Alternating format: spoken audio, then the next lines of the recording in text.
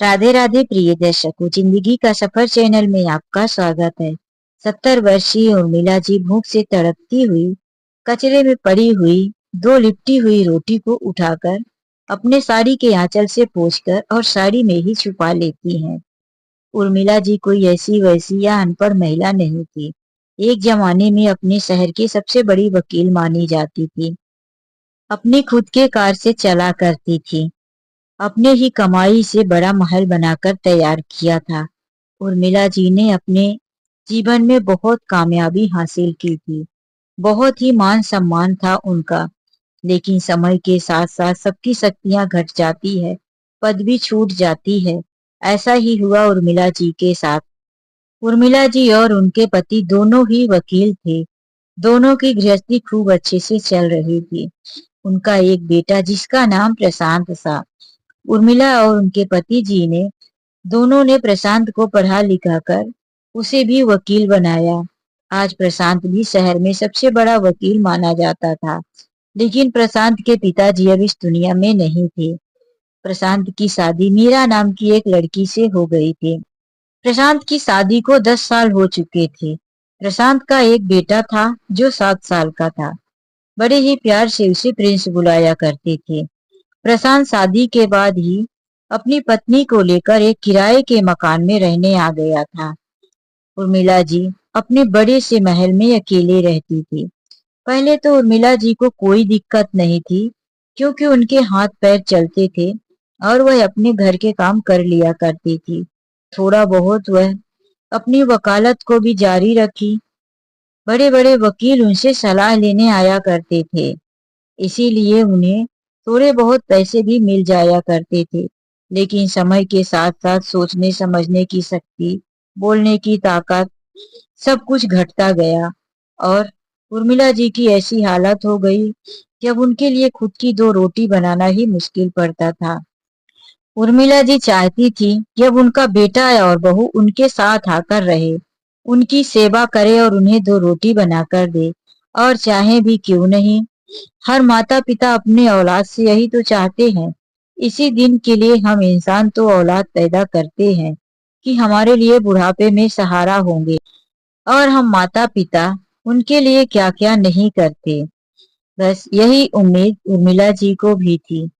कई बार उन्होंने अपने बेटे को फोन करके कहा, बेटा, खाना बनाना और खुद की सेवा करना मेरे बस का नहीं है। तुम लोग मेरे साथ ही आकर रहो। लेकिन मीरा को यह पसंद नहीं था कि सास ससुर रहे। वह पहले से ही चाहती थी कि हमारा इतना छोटा परिवार हो जिसमें सास ससुर या ससुराल वाले कोई भी ना हो। चाह कर भी प्रशांत अपनी माँ को अपने साथ नहीं रख पाता था और ना ही माँ के साथ रहने जाता था। लेकिन उर्मिला जी की हालत काफी खराब होने लगी। बार बार उर्मिला जी उन्हें फोन करती, बेटा, किसी दिन रात को ही मर जाऊंगी और तुझे खबर भी नहीं लगेगी। प्रशांत काफी परेशान हो गया था। उसने अपने पत्नी से कहा, मीरा, कुछ दिनों के लिए तो माँ को यहाँ ला लेते हैं, नहीं तो माँ के साथ ही रहते हैं, आखिर एक ही शहर में तो हम लोग रह रहे हैं। मीरा ने कहा, जिस कॉलोनी में तुम्हारी माँ रहती है वहां बहुत गंदगी रहती है। तुम्हारा घर भी काफी पुराना और बदबूदार हो गया है। ना बाबा ना, हम उस घर में बिल्कुल नहीं रह सकते। अगर तुम्हारी माँ हमारे साथ रहना चाहती है तो बोल दो कि उस घर को बेच दो, अच्छी खासी रकम मिल जाएगी और यहीं पर हम लोग दूसरा मकान ले लेते हैं। प्रशांत को भी यह बात अच्छी लगती है। वह माँ से कहता है, माँ, मीरा उस कॉलोनी में नहीं रहना चाहती। कहती है कि कई जगह से नालियां निकली हैं, खुली खुली जगह है, मच्छर आते हैं, गंदगी है। और सच भी तो है माँ, उस एरिया में साफ सफाई बिल्कुल नहीं रहता। तुम वह अपना मकान बेच दो और इधर देखो, हम जहाँ रहते हैं सब नई नई बिल्डिंगें बन रही है, हाई फाई सोसाइटी है, साफ सुथरा एरिया है। यहीं पर हम दूसरा अपने लिए मकान ले लेंगे। बड़ा मकान रहेगा तो उसमें तुम भी आराम से हमारे साथ रह सकती हो। उर्मिला जी मजबूर थी। दिल ना चाहता था कि अपना मकान बेच दे, लेकिन उन्हें अब बेटे बहू और पोते के साथ रहने का मन था। इसीलिए उन्होंने उस मकान को बेचने की मंजूरी दे दी। प्रशांत जहाँ रह रहा था उसी मोहल्ले में एक बड़ा मकान ले लेता है और उर्मिला जी को उसी में लाता है। कुछ खास नहीं, एक छोटा कमरा उर्मिला जी के लिए दे देता है। उर्मिला जी उतना पाकर ही खुश थी, क्योंकि वह अपने पोते प्रिंस को पा गई थी। प्रिंस के साथ उन्हें बहुत अच्छा लगता। प्रिंस भी दादी को पाकर खुश था। प्रिंस और उर्मिला जी में जल्दी ही बड़ी अच्छी दोस्ती हो गई। लेकिन मीरा को उसकी सास उर्मिला जी जरा सा भी पसंद नहीं थी। बात बात पर वह उर्मिला जी से झगड़ा करती, हर बात पर टोका करती थी। उर्मिला को कोई भी ऐसा काम नहीं है जो उनकी मन का करने देती। उर्मिला जी नहाने जाती तो भी टोकती, कपड़े पहनने में टोकती, खाना खाने में टोकती। ऐसा यहाँ नहीं चलेगा। उर्मिला जी को लग रहा था कि वह अपने बेटे बहू के साथ रहने नहीं, इनके घर में नौकरानी बनकर आई हैं। उर्मिला जी जरा सा भी आराम करने जाती तो कह देती, यहाँ बैठने से गुजारा नहीं चलेगा, यहाँ काम करना पड़ता है। और काम करने पर भी काम में खूबियां निकालती रहती। ऐसे गंदगी से काम मत किया करो। जैसे अपने घर में गंदगी से रहती थी, वैसे ही मेरे घर को भी कूड़ेदान बना दिया है। उर्मिला जी क्या करती, काम करने पर भी डांट खाती, ना करने पर भी डांट खाती।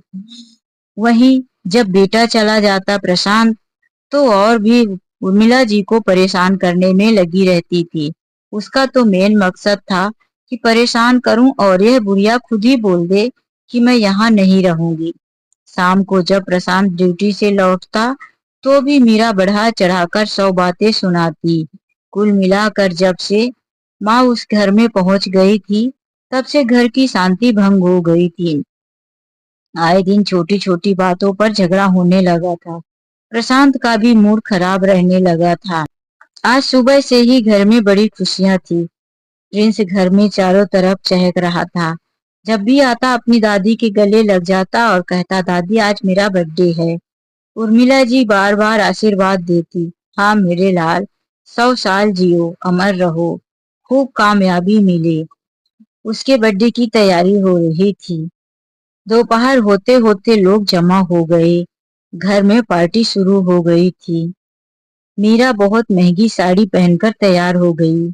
ब्यूटी पार्लर से मेकअप करवा कर आई थी।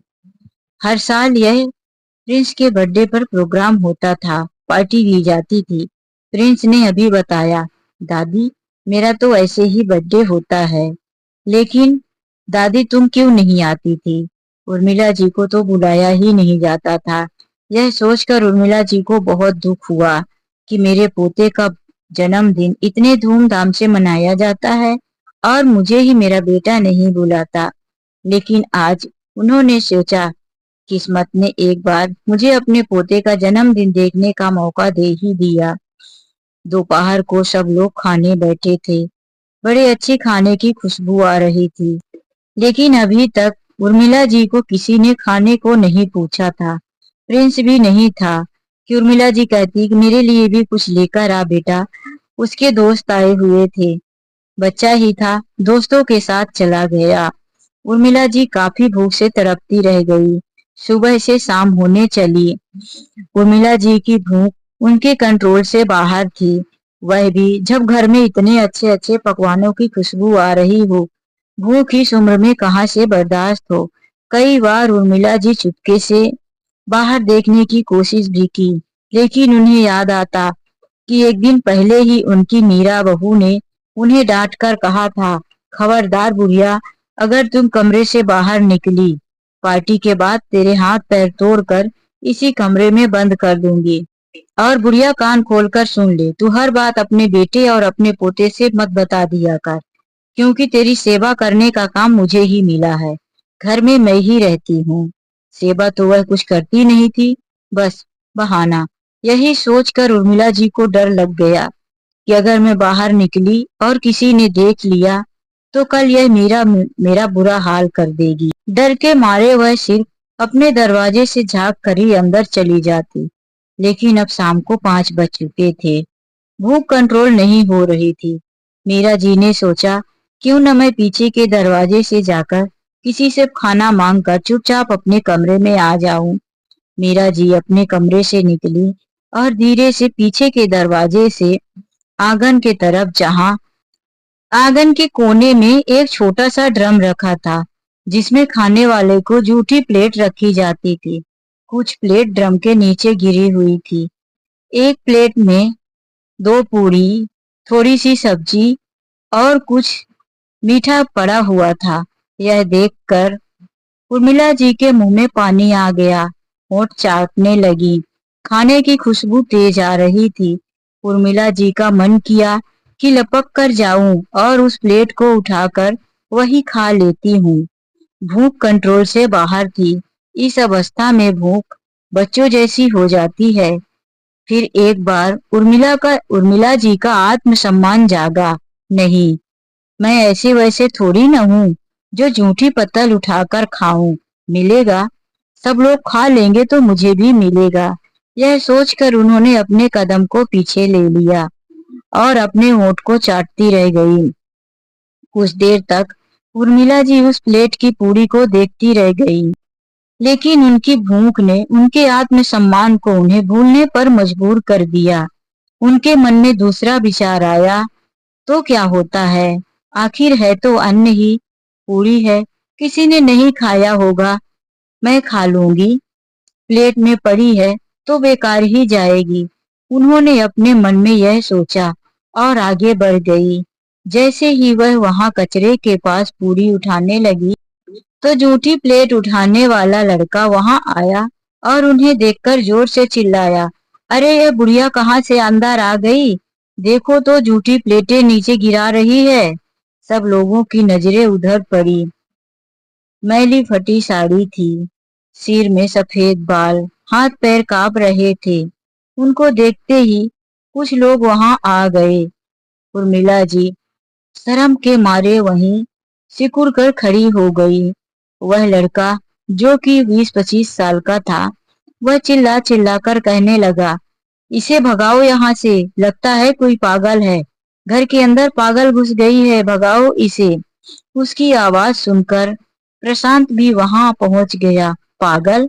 मेरे घर के अंदर पागल कहाँ से आएगी? प्रशांत आया। वहां पर आए हुए कुछ मेहमान भी आ गए।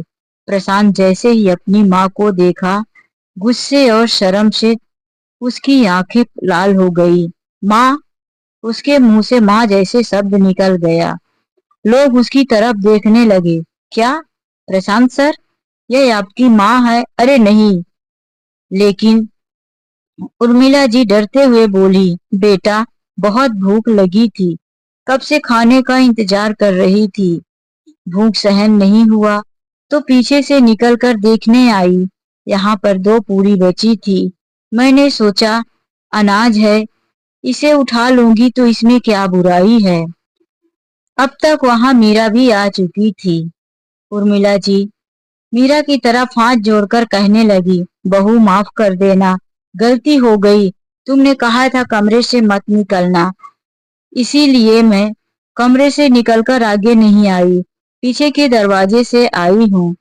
अब इतनी बातें होने पर वहां पर मौजूद लोगों को पता चल ही गया कि शहर के इतने बड़े वकील प्रशांत की माँ है। इतनी बड़ी पार्टी देने वाले की यह बूढ़ी माँ है, मीरा की सास है, जो कि महंगी साड़ी और महंगे मेकअप में सबके सामने इतरा रही थी। वहां पर एक वकील जो कि प्रशांत के सीनियर थे, गुस्से से प्रशांत की तरफ देखते हुए कहते हैं, प्रशांत, यह क्या तमाशा है? तुम यहाँ पर बुलाकर कम से कम 500 लोगों को भोजन करा रहे हो, अपने बेटे का जन्मदिन मना रहे हो, और तुम्हारी माँ घर के अंदर किसी कोने में भूखी प्यासी पड़ी है, और फिर भूख से लाचार होकर चुपके से बाहर निकलती है और कचरे में से रोटियां बीनकर खाने की कोशिश करती है। ऐसे घर में खाना खाने से तो हमें भी पाप लगेगा। यहाँ तो मैं पानी भी नहीं पीऊंगा। वह गुस्से से वहां से जाने लगे। वहां पर और भी 1-2 सीनियर वकील थे जो कि अभी पीछे थे। जब वह आगे आए और उर्मिला जी को देखा, वह पहचान गए, क्योंकि उन सीनियर वकीलों की उस समय पर उर्मिला जी सीनियर वकील हुआ करती थी।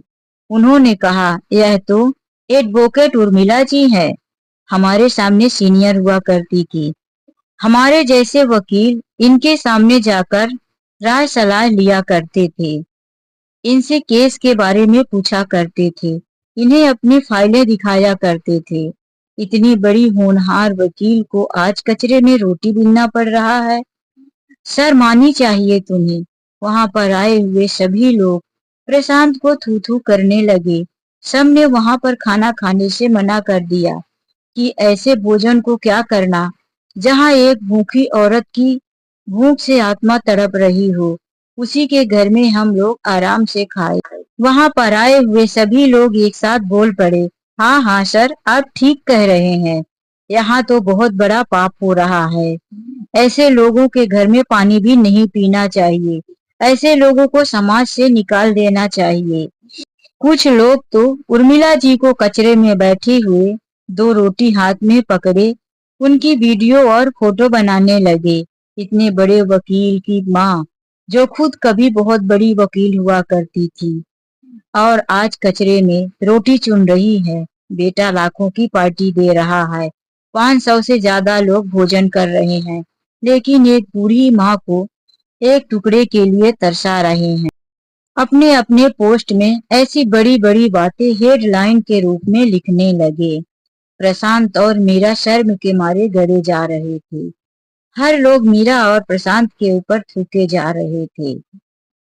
कहीं से प्रिंस खेल कर आया और अपने दादी को इस तरह कचरे में बैठा देखकर दौड़ा दौड़ा दादी के पास पहुंचा। दादी, ये तुम क्या कर रही हो? तुम क्यों कचरे उठा रही हो? उठो। दादी के हाथ में 2 रोटियां थी। प्रिंस ने रोटियों को फेंकवा दिया और दादी को उठा लिया। दादी के कमर से चिपक गया। कुछ लोगों ने कहा, कम से कम इस मासूम बच्चे से तो ही कुछ सीख लिया होता। प्रशांत अब शर्म के मारे गड़ा जा रहा था। उसने सबकी तरफ हाथ जोड़कर कहा, मुझे माफ कर दो। मैं नहीं जानता था कि माँ को अभी तक मेरी पत्नी ने खाना नहीं दिया होगा। मैं भूल गया था कि माँ कमरे में भूखी होगी।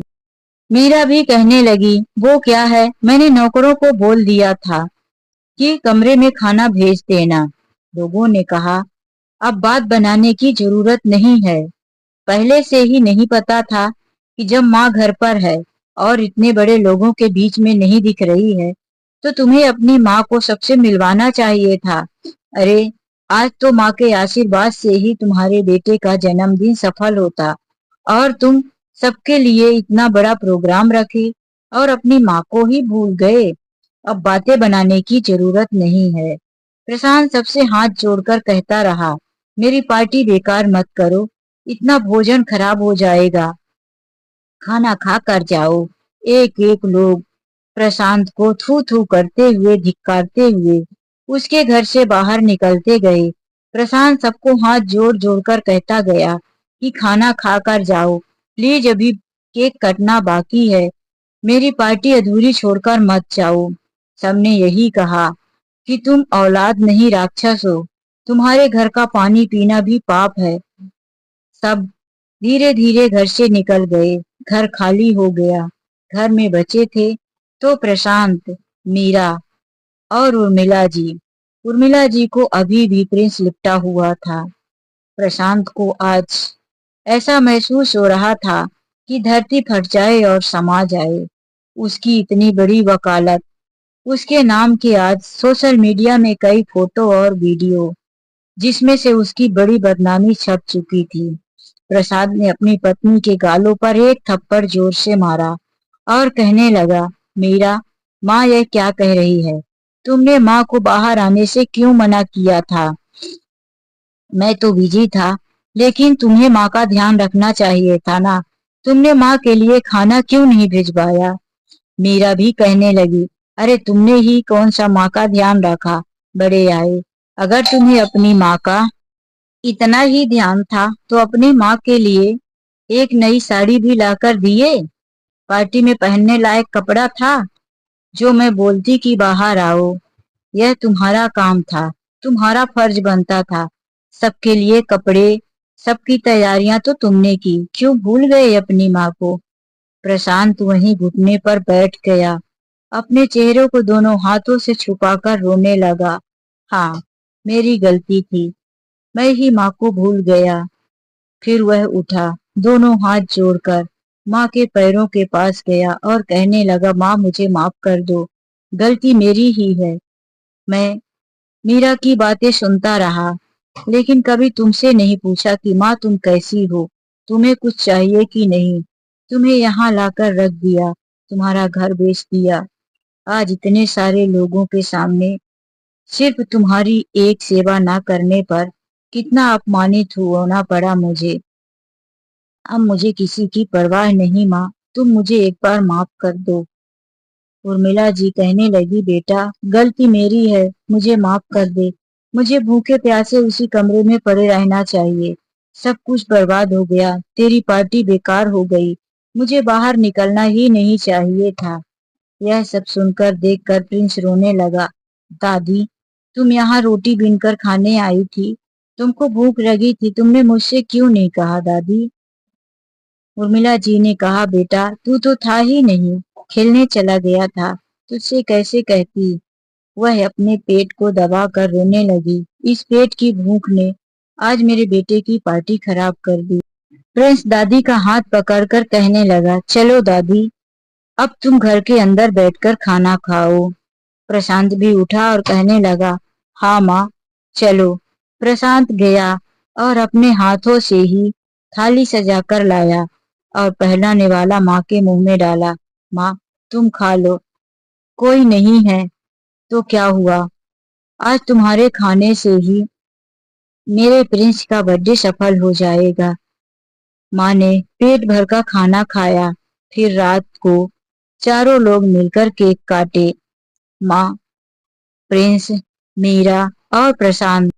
इतने में भी प्रिंस बहुत खुश था। उछल उछल कर कह रहा था, आज का बर्थडे मेरा हमेशा याद रहेगा। इतने लोगों के बीच भी मैं इतना खुश नहीं रहता था जितना आज मेरे दादी के साथ जन्मदिन मनाकर खुश हूँ। आज सच में आज का जन्मदिन हमेशा याद रहेगा। मेरा भी सब कुछ होने के बाद माफी मांगने लगी, माँ जी मुझे माफ कर दो। मैंने ही यह सब रचा था, मेरी गलती थी। मैं नहीं चाहती थी कि आप यहाँ रहो, मैं चाहती थी तंग आकर आप यहाँ से चली जाओ। लेकिन आज आपकी अहमियत का मुझे पता चल गया। प्रशांत भी हाथ जोड़कर फिर कहने लगा, हाँ माँ, हम लोगों को माफ कर दो। हम लोग तुम्हें लाकर भी तुम्हारा ध्यान नहीं रख पाए, तुम्हें कचरे की तरह एक कोने में डाल दिया। माँ ने कहा, मैंने तुम दोनों को माफ किया। फिर मीरा और प्रशांत हमेशा माँ का ध्यान रखने लगते हैं।